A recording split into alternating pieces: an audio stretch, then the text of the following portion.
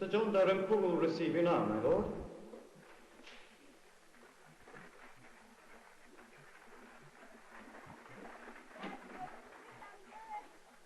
The Earl of Breadalbane, Sir John. Oh, welcome to the King's house, Breadalbane. Good to see you in London. I hope your journey from Scotland is not too unpleasant. Thank you, Sir John. I hope all is well with you. All is never well, Breadalbane. You know that better than anyone. Sit down, my friend. I have some news for you. As you know, William is now the King of Ireland, Scotland and England. But his kingdoms here mean less to him than the United Netherlands. It seems to him that Scotland is a troublesome country out of all proportion to its worth. And he thinks of the Highlanders, and I must say I agree with him, as savages and rebels, as well as potential allies for the French. I know that, Sir John. William has spent his life fighting the French. And he probably feels now that his British kingdoms can serve him best by supplying arms and men so that he can continue to fight them. You're right, Breadalbane. But between you and me, William is worried, very worried, because the clans have not yet submitted to him. And another rebellion in the Highlands could ruin his plans for his campaigns in Flanders completely. Ah, I see. Then we must continue to do what we can to get the Highlanders to live in peace. I am a Highlander and a clan chief myself, so I know how unsettled and dangerous conditions are in the north. Even my own lands are surrounded by thieves, blackmailers, and murderers. It is impossible for me or anyone else to cultivate fields properly or improve stock, while bands of armed men go freely about the country, raiding and looting where they please. I would do anything to bring about peace in the Highlands. And I continually pray that King William will allow me to perform some service for him that will help his cause and prove my worth and loyalty to him. I know the King can depend on you, Breadalbane. And I know how powerful you are in the Highlands. That's why I've sent for you. King William has decided to give the rebel clans one last chance, and he has agreed to your suggestion that you meet them and try to reason with them. You will be given £12,000 to divide among the chiefs if they agree to submit to the king and to live in peace. If they do not accept this offer, the king will turn to force and bring his armies against them. Gentlemen! Gentlemen, can I now have your close attention, please? I asked you all to come here and be my guests at Caladar because King William has instructed me to meet with you and to try to come to terms with you for the good and safety of the nation. We are all clan chiefs. We live in the same land and we have the same ambitions. I have sympathy for the cause of King James, just as you have. But King William rules now, and I have given my allegiance to him in order to save myself, my family, and my people from ruin. For your own safety, gentlemen, I ask you to do the same. King William has also authorized me to divide £12,000 among the chiefs who will swear allegiance to him. But we have already sworn allegiance to King James, Breadalbane. How can we now, with honor, give it to King William? I must agree with Cole MacDonald, Breadalbane. We cannot give our allegiance to two kings. That's true. That's true. But what you both have to learn to accept is that King James is in exile in France, without an army. King William rules here, and his army is on our doorsteps. That is true. We have neither a leader nor the money to fight William's army, unless we can get some help from France. Perhaps we could send a messenger to King James to ask him if he will permit us to submit to William, to save our people. That can be arranged, Lochiel, if you will only agree to live in peace in the meantime. All right. We will send messengers to King James in France immediately. Good. Now, gentlemen, if you'll agree to live in peace until the first day of October, I think we can get down to terms and decide how to divide the money. I will not agree to anything with you, John Campbell. I don't trust you. How can I trust a person who's King James's man one day and King William's the next? My clan follows King James, and we will fight for him again when he needs us. We're not turncoats like you, John Campbell, and I will not help you with any of your scheming. Sit down, McKeon of Glencoe, you thieving, murdering Catalan. How dare you talk of trust? Because of you and the likes of you, we are all thought of as savages beyond the Highland line, and every man's hand is against us. You will accept no authority but the sword. You kill and blackmail and raid and steal wherever and whenever you please. No man's life or property is safe against you. You have stolen my cattle, and you have ruined my crops, and still you dare talk of honor and trust. You behave like a savage, McKeon, and one day, I warn you, you will pay for it.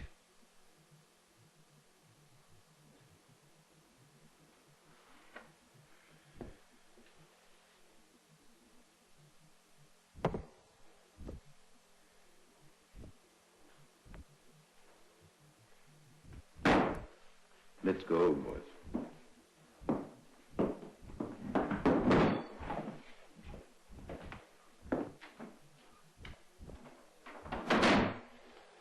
McKeon of Glencoe is not being realistic, gentlemen. I hope you understand that. The King's troops are ready, and I fear before very long, McKeon will bitterly regret his anger this night. I must agree with you, cousin. We all know that King William's army is ready, and that he'll turn to force if necessary. Let us now send a messenger to France to ask King James if he will relieve us of our allegiance to him so that we might then give it to William. I will also give you my word that Clan Cameron will live in peace until the first day of October. Thank you, Lochiel. Kepach. Appin. Glengarry. Thank you, gentlemen. I think the King will be pleased with this night's work.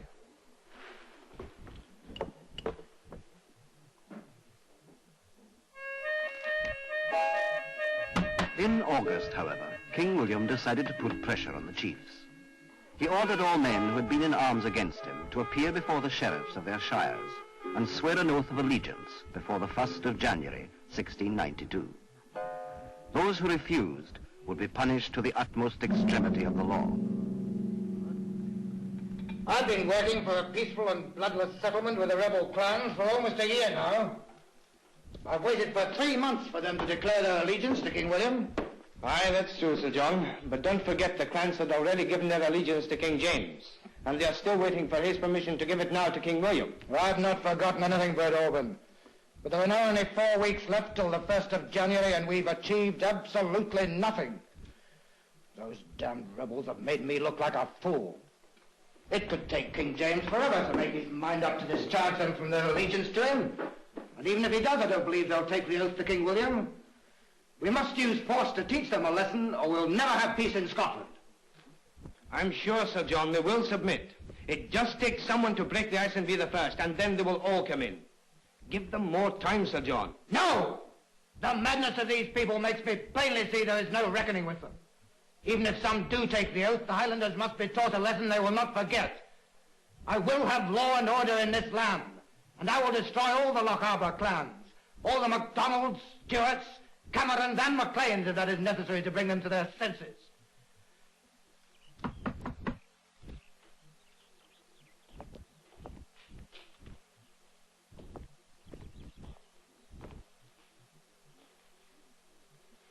The messenger to King James in France has arrived back, Lochiel. Well, bring him in. And fetch some wine, Ewan, quickly.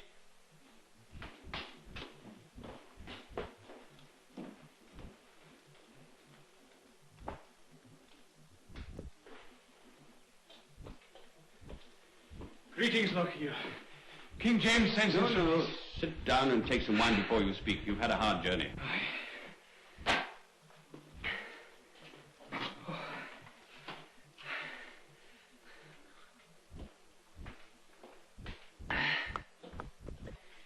You may submit to William. King James sends his release to the clans from their oath of allegiance to him. But there are only 3 days left to the end of the year. King James must know that in winter word cannot be got to all the chiefs so that they can take their oath within the given time. It's too late. As soon as I was given my orders, I left the court and came as swiftly as I could, sir. I know, man. I'm not blaming you. King James never could make up his mind. It seems to get harder for him as he gets older. But I must get messengers to the others and leave for Inverera as soon as possible. I should be able to reach there before our time is out. My man, Ewan, will see to your needs, sir. Please excuse me.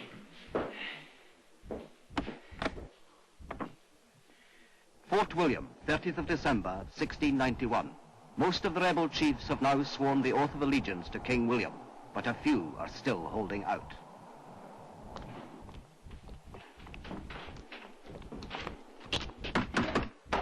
Enter. A Highland gentleman is asking to see you, sir. He says his name is McKeon of Glencoe. McKeon of Glencoe. Show him in. He's an old friend, Lieutenant Lindsay. You may come in now. Greetings to you, Colonel Hill. Greetings to you, McKeon. It's good to see you, my old friend. Sit down. Will you have a glass of wine with me? No, thank you, Colonel. I've come to swear the oath to King William, now that King James has released us from our promise of allegiance to him. Will you administer it that I may now have King William's protection? But I cannot tender the oath to you, McKeon. I haven't got the authority. You must go to the sheriff at Inverera.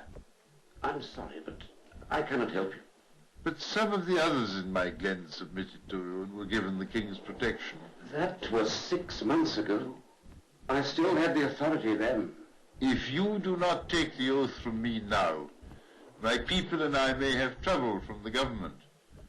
The time we were given has nearly expired, and the weather is so bad that it'll be impossible for me to get to Inverera in time. I'm sorry, McKeon, but there is nothing we can do. The oath must now be taken before the sheriff of Argyll at Inverera. That was made quite clear when the proclamation was posted up in August. You must go to Sir Colin Campbell as soon as you can. I had a bitter argument with John Campbell of Breadalbin at Achalader, and he threatened me. I fear mischief from him.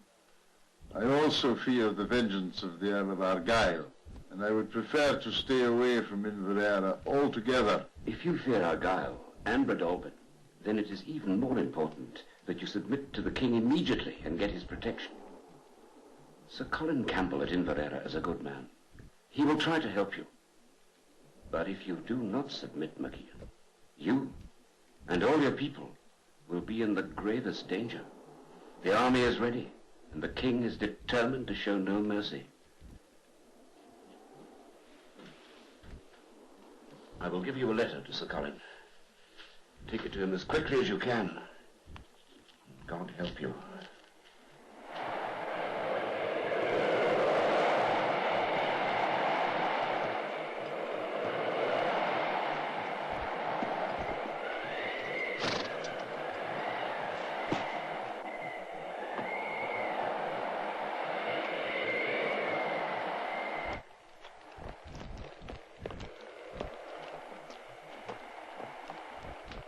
A wild day, gentlemen. Have you travelled far? Aye, we have so.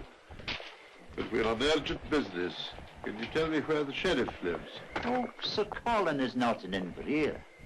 He crossed the loch to see you in the new year with his family, and I don't expect he'll be back before the weather improves.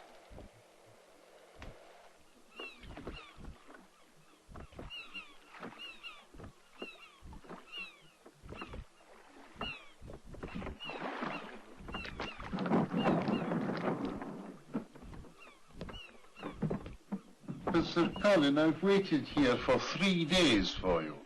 I was delayed by soldiers and the weather, and still I was at Inveraray only 2 days late. 2 days late? You are 5 months late, McKeon. The law is the law, and even if I accepted your excuses, I cannot administer the oath to you. My authority ended at midnight on the 31st of December. You can read, man, you know that.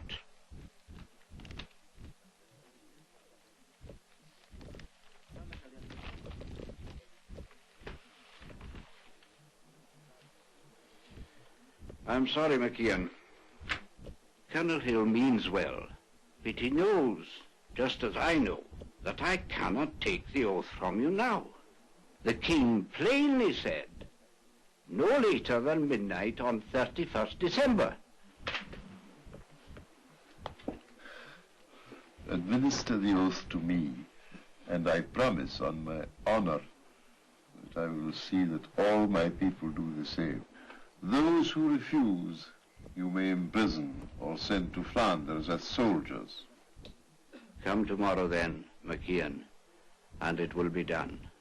I cannot promise that the Privy Council will accept the oath, but I will send Colonel Hill's letter along with it to Edinburgh.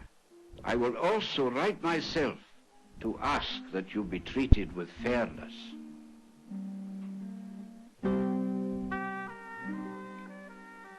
Well, gentlemen, I've made up my mind to teach the rebel clans a lesson and to bring law and order to the Highlands.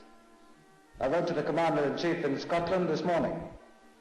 My orders are that the troops posted at Inverness and Fort William are to destroy entirely the country of Loch Arbor, all of Loch Eel's lands, Keppoch, Glengarry, Appin and Glencoe. If you'll excuse me, Sir John, I must say, with respect, that I don't think your proposal is a practical one. To slaughter all of Clan Donald, Stewart, Cameron and Maclean will require a mighty army indeed. I must agree with the Earl of Argyll. It is still a warrior society in the Highlands, and the clans you wish to destroy would make up the most powerful and formidable army in Scotland. Clan Donald alone would make up a very powerful army, Sir John, and I speak from experience. The Macdonalds and the Campbells have been bitter enemies for generations. I'm aware there's a feud, Argyle, but I don't know how or why it started. Can you tell me that I may understand your people the better? Well, certainly, Sir John. It's not an easy story to tell, but I shall do my best. Once Clan Donald was a truly great and powerful clan. Its chiefs were the Lords of the Isles, and at one time their power rivaled and even threatened that of the kings of Scots. They ruled the Western Isles from Lewis to South Uist, from Skye to Jura and Islay. They held Loch Arbor, Ardnamurchan and Kintyre on the mainland, and in Ireland, the glens of Antrim. When the King of Scots put down the Lord of the Isles in 1493, the Macdonalds were disunited and their power began to fail. Thank you, Argyle. That is a fine brief history of Clan Donald, but you've told me nothing of the feud. No, Sir John, I have not. But if you will allow me to continue, I shall do so. Yes, of course, Argyle. Please continue. Like most great families, Sir John, the Campbells were at one time a very small and obscure family. But by the careful cultivation of royal favors, the skillful use of law, and of course by strategic marriages, they began to take over the lands of the other clans, especially the lands of the Macdonalds. And what we could not get by these various methods, we took by force. As the Campbells grew stronger, the Macdonalds got weaker and weaker, and their hatred of the Campbells became obsessive. Thank you, Argyle. I can see why you have a healthy respect for Clan Donald. But do you really think that the King's army in Scotland is not strong enough to go against Clan Donald, even if we leave the other clans alone for the time being? I do, Sir John. And I urge you to reconsider your plan.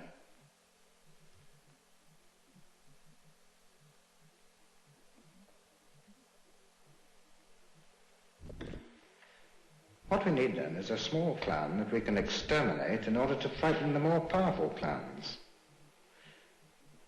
McKeon of Glencoe came in late. He is the chief of only 200 or 300 people. He has very few friends and many powerful enemies. I believe it would be a great advantage to the nation if that thieving tribe were rooted out and cut off.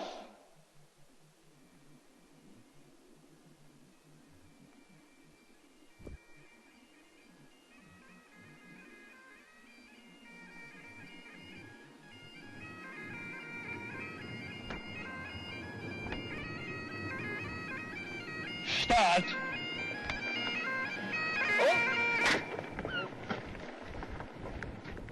I see no weapons on them, Lieutenant. They would hide them when they heard we were coming. Go forward with the quartering papers. Explain the situation to that gentleman in front. He is John MacDonald, McKeon's oldest son.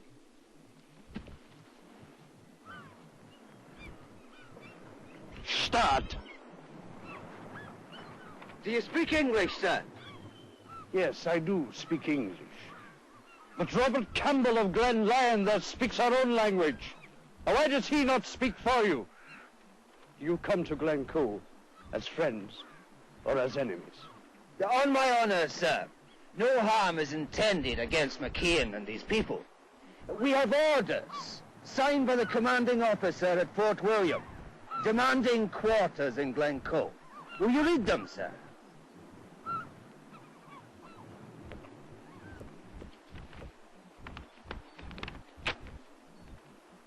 Order your muskets!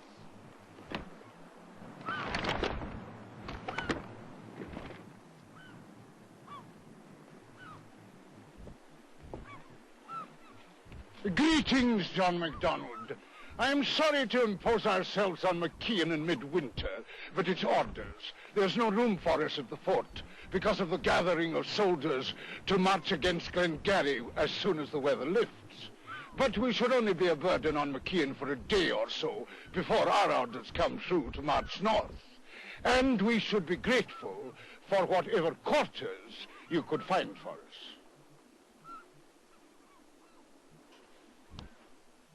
You and your men are welcome to Glencoe, Robert Campbell.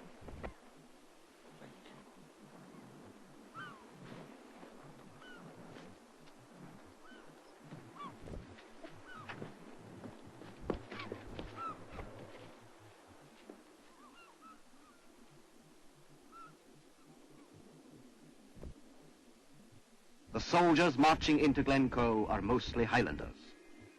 Mungo Diel, Archibald Campbell, Adam McCoy, Alexander Milne, Archibald Blair, Archibald McConney, Archibald Morrison, Archibald McLean, Duncan Campbell, Duncan McCallum, Donald McKinleyroy, Donald Richardson, James McFell, Duncan McCallum, Duncan McLaughlin, Duncan McKerracher, Duncan Campbell, Duncan Robertson, George Campbell, James Campbell, John McDougall, John Dunbar, John McKerracher, John McCulloch, Duncan McNaughton, John Ferguson, Duncan McCallum, John McKinley, Duncan Kennedy, John McEachran, John Stewart, John Alexander, Lou Robertson, Malcolm Sinclair, Malcolm McCulloch, Malcolm Robertson, Malcolm McLean, Morton Mackenzie, Patrick McIntyre, Patrick McKechan, and Robert Petrie. They are commanded by Captain Robert Campbell of Glenlyon, Lieutenant Lindsay, and Sergeant Barber.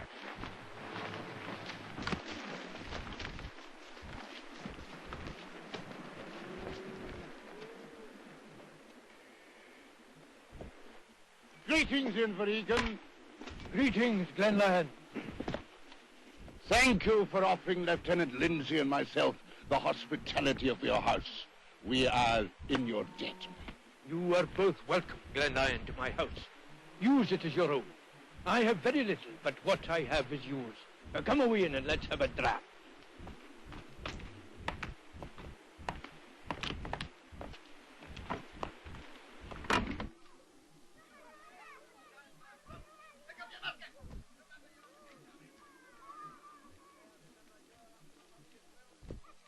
I cannot trust Glenlyon, Father. You're wrong, Alistair.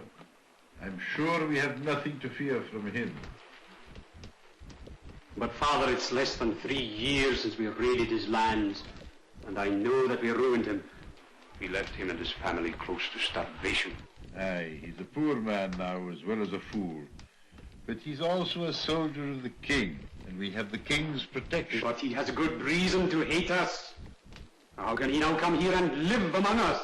I think the only danger from the soldiers will be to the young unmarried women, and I've sent them away for their own protection. But what about Glengarry then? Can we not try to warn him that Glenlyon is to march against him? Glengarry will not be worried about Glenlyon and his men. He's fortified his castle and he's ready for it.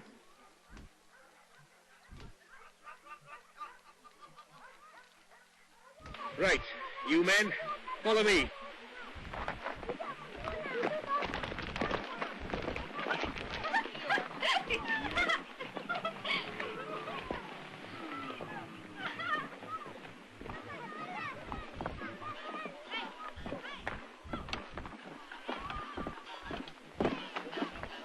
Halt! You four, in there. The rest of you follow me. March!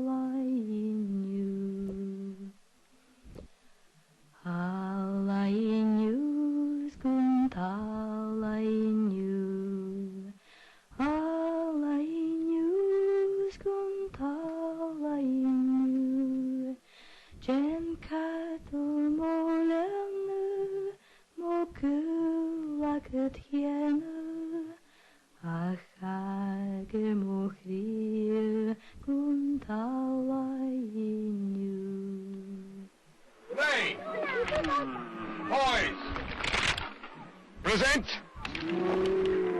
Cock! Fire! Recover your muskets! Order your muskets!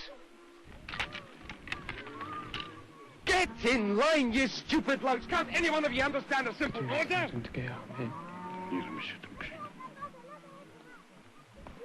You bloody insolent dog! I'll teach you to talk on parade! I'll have you flogged to bloody death if you don't shut your mouth and learn to obey orders! Now get in line and stay in line! Right. We'll try it again, you useless bunch of... That's no way to treat men, Glenlyon. Why don't you speak to the brute? It's a difficult situation in Vregan. Sergeant Barber's a good soldier. It's his job to discipline and train the men. But I think you are right. He goes too far. I will have a word with him. Excuse me now, will you? Of course, Glenlyon.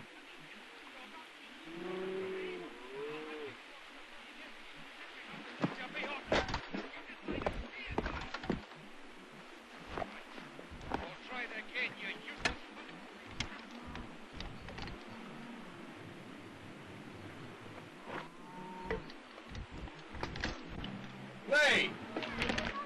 Poise! Present! Cock your musket! Fire!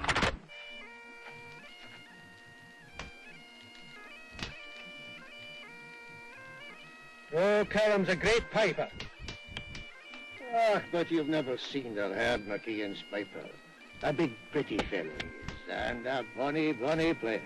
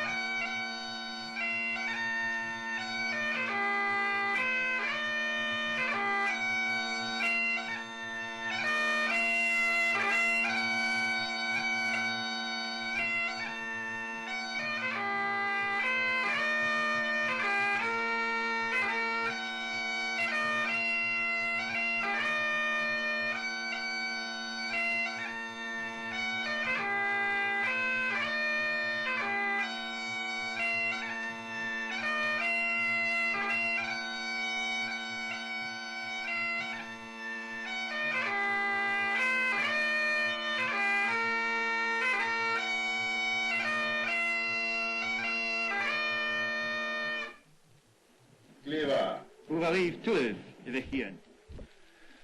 Will you hear a tune from your own glens? No, thank you, McKeon. But it's a fine piper you have in MacAelic Boer. Perhaps he can play Gillycallum for me. Gillycallum? That is a good idea. Why don't you send for Seamus McKeon? I will so, my dear. Alistair, will you go and find Seamus and ask him to come and dance for Glenlyon? Yes, I will, McKeon. Will I charge your glass, Glenlyon? Thank you, McKeon. You are a kind and generous host. Thank you, John. John, ask your mother if she'll have a drop of brandy. Yes, Father.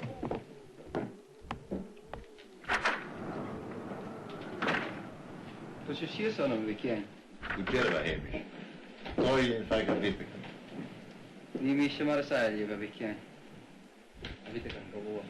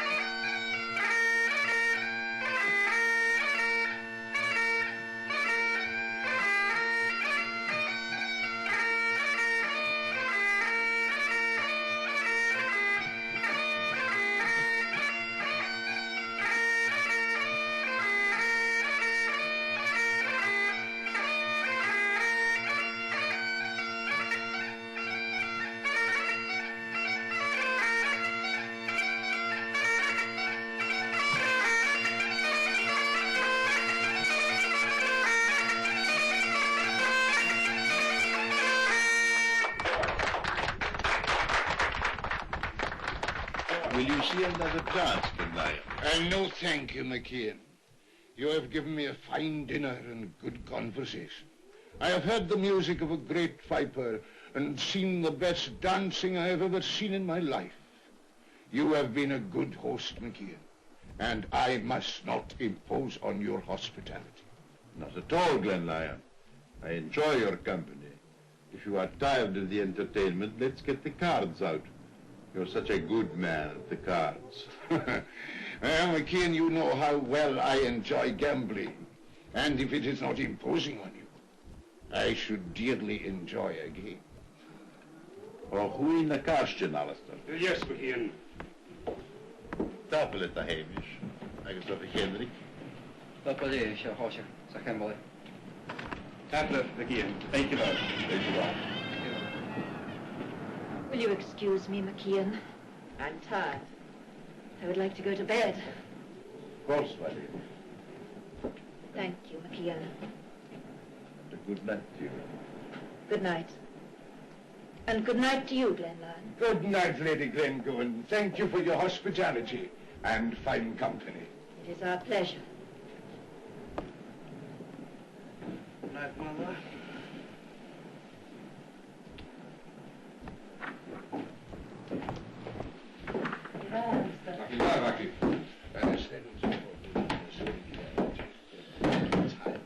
Take a drop more wine, Glenlyon. Oh, thank you, John. Alistair. Yes.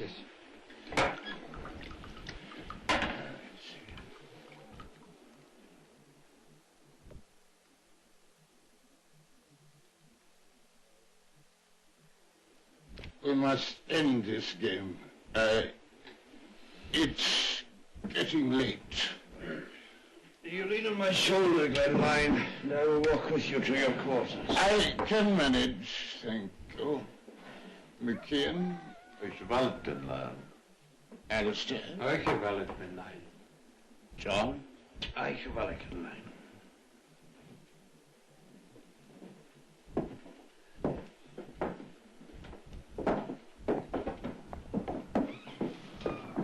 Dankjewel.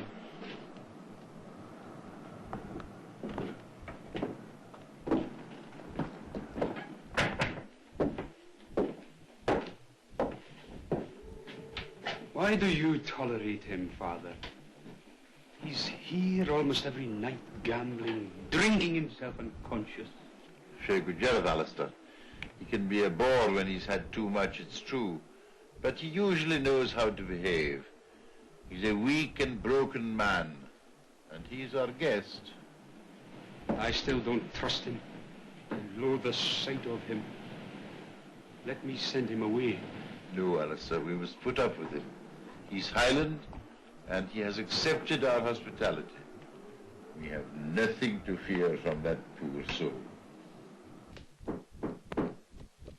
Come in. Wish to see you, sir? Yes, Major Donaldson. Sit down.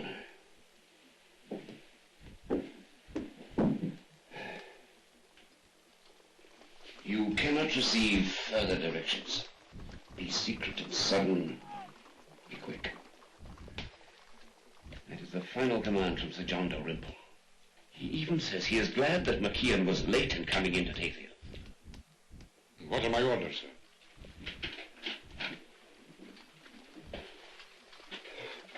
Don't you see? It would be madness to carry out these orders now that the clans are living peaceably. We've had no trouble with them all this winter. McKeon did take the oath. He was only a few days late and was sincere in his submission. What are my orders, sir?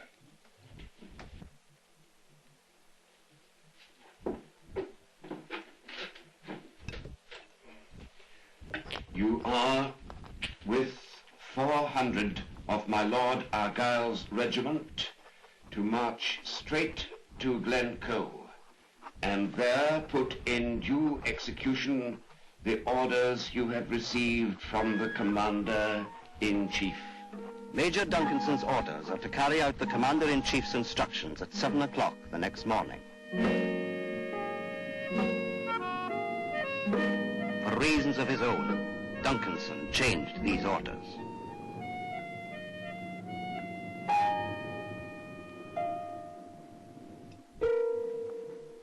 Sir, you're hereby ordered to fall upon the rebels, the Macdonalds of Glencoe, and to put all to the sword under 70.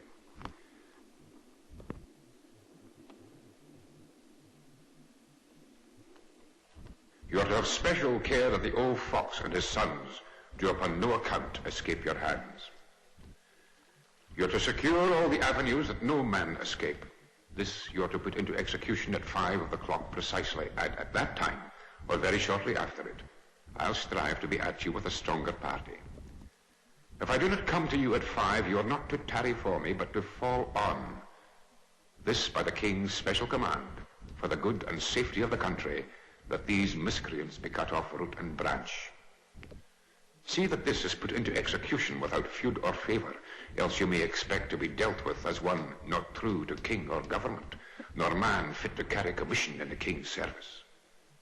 Expecting you will not fail in the fulfilling hereof, as you love yourself. I subscribe these with my hand at Ballachulish, February the 12th, 1692. Robert Duncanson. Well, gentlemen, my orders have come. We are to march against Glengarry at dawn. There is much to do. Will you excuse me now? Surely, Glenlyon.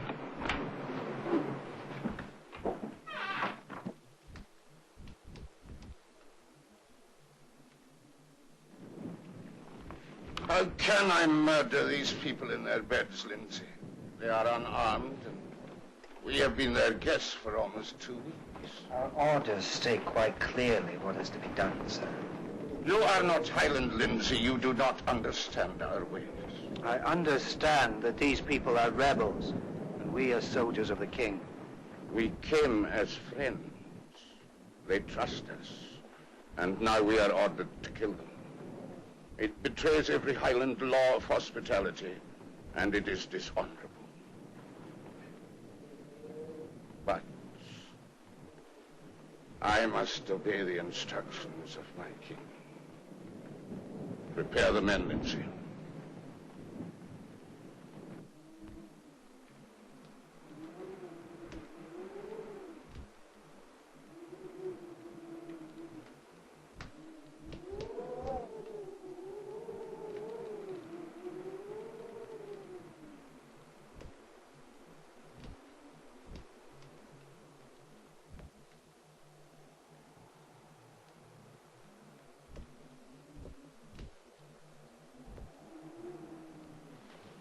Fiona.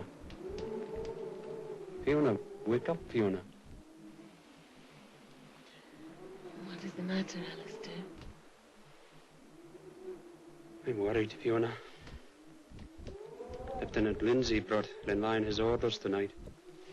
Glenlyon then said he was to march against Glengarry.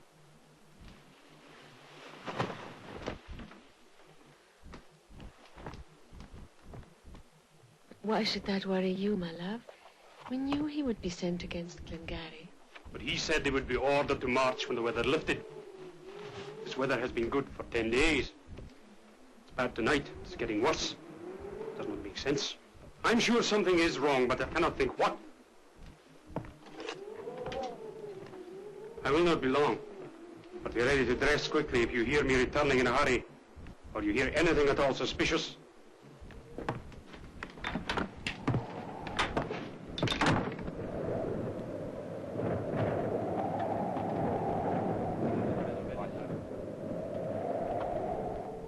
The men are ready, sir. It's time to carry out our orders. I know that, Lindsay.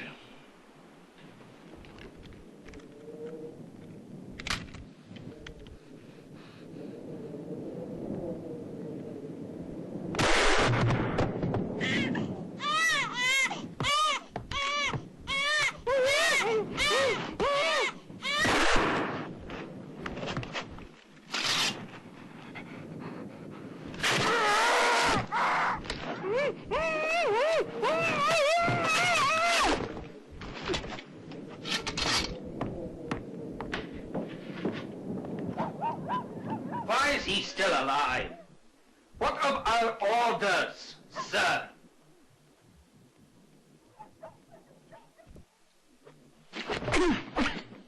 Take 20 men to McKeon's house, Lieutenant Lindsay.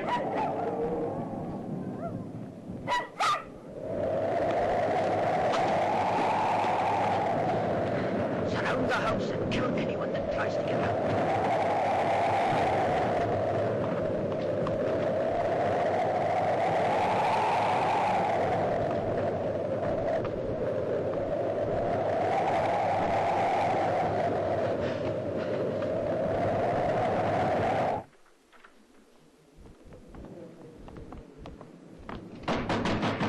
Macdonalds, the soldiers are leaving for Glengarry's country. I wish to thank you for your hospitality and kindness. Give them a dram to keep out the cold, and I'll be down as soon as I can. It's early, but get dressed, and we'll have a dram with them before they go.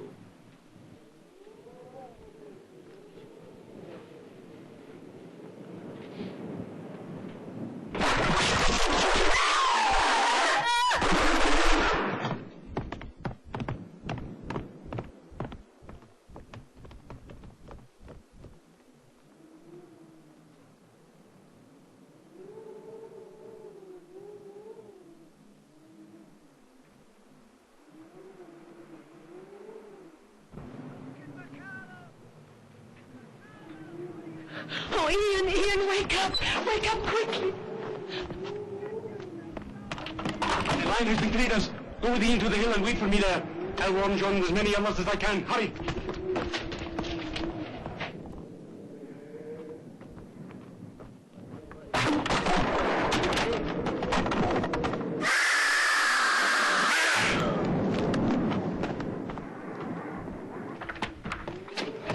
Wake up, John! Glenlyon has been treacherous! Get your children, get out of the house right away!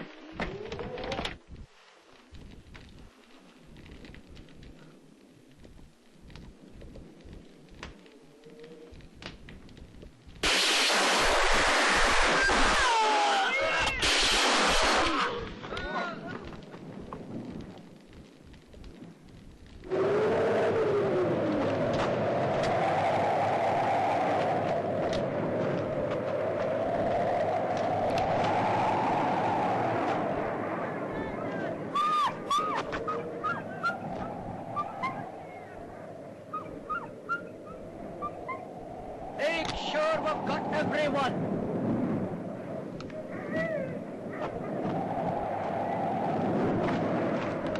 Present!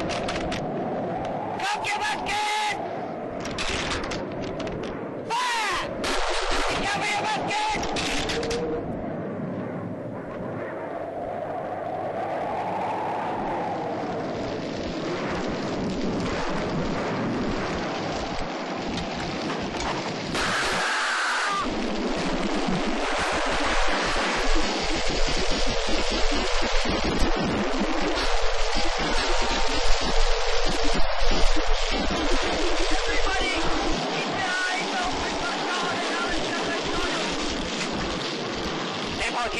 behind you or I'll fire.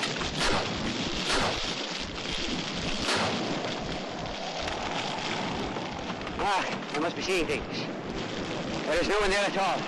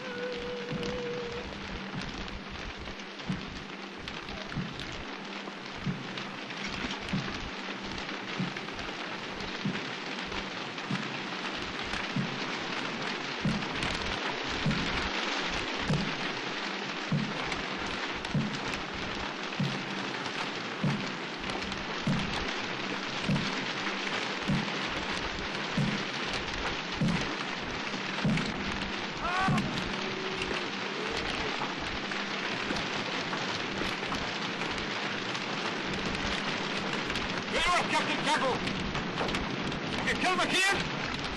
McKeon is dead. And his son? Did you get them too? They were not killed. We did not even see them. And you have failed, Captain Campbell! Give them a bigger orders! Have you made a full report? Aye, a full report. Then read it! Read it for the Major.